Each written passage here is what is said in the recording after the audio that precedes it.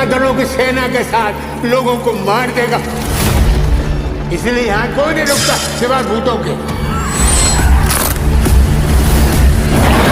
क्या एक फिल्म सिर्फ इंटरटेनमेंट के लिए होती है, या कभी कभी वो हमें इंडस्ट्री की असली सच्चाई भी दिखा जाती है?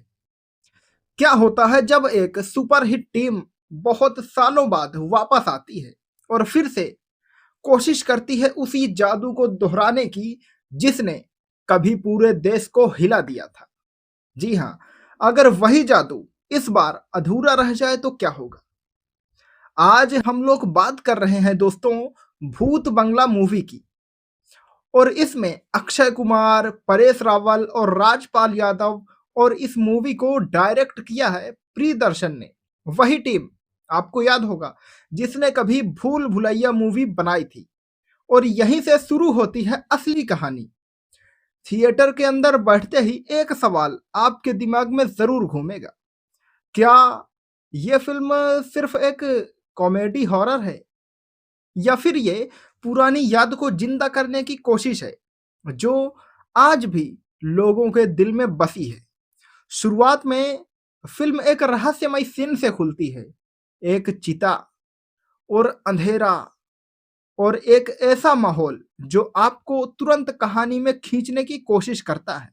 लेकिन यहीं पर एक अजीब चीज नजर आती है, एक ऐसा शॉट जो बाकी फिल्म से अलग लगता है, जैसे उसकी क्वालिटी अचानक से गिर गई हो।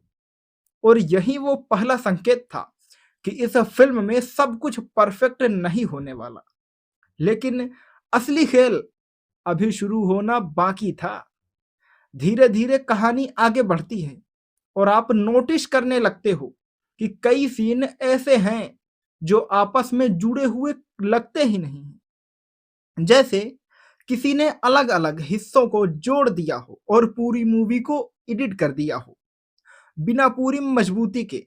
और यहीं पर आता है वो मोमेंट जहां आपको ऐसा महसूस होता है कि शायद यह फिल्म किसी बड़े प्लान का हिस्सा थी, शायद ये उसी रास्ते पर चलने की कोशिश कर रही थी जिस पर कभी भूल भुलैया चली थी। लेकिन सवाल ये है, क्या वो वहां तक पहुंच पाई?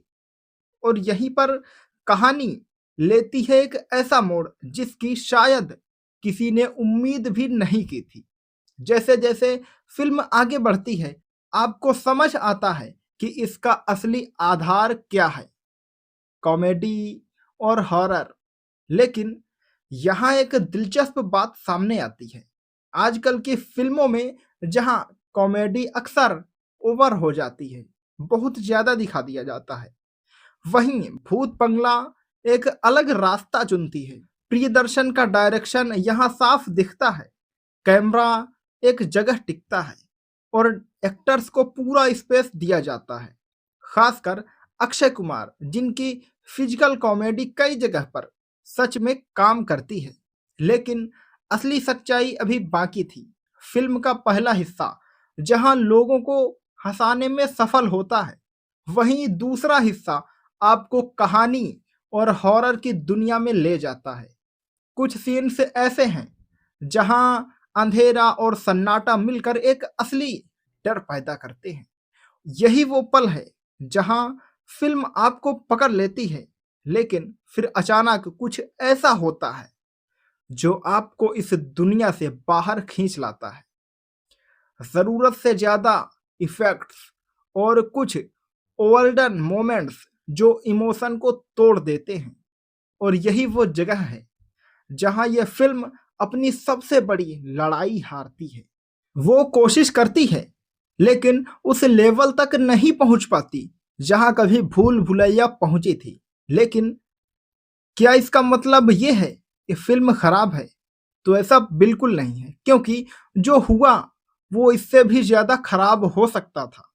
और इसकी सबसे बड़ी जीत है अंत में जब आप थिएटर से बाहर निकलते हो तो एक सवाल आपके साथ चलता है, क्या हम फिल्मों में बहुत ज्यादा उम्मीद करने लगे हैं, या फिर फिल्में अब उतनी मेहनत नहीं कर रही?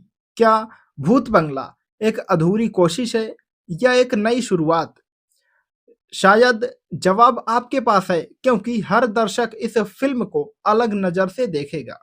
तो अब सवाल ये है, अगर आप उस जादू को ढूँढने जाएँगे, तो क्या आपको वो मिलेगा या सिर्फ़ उसकी परछाई ही?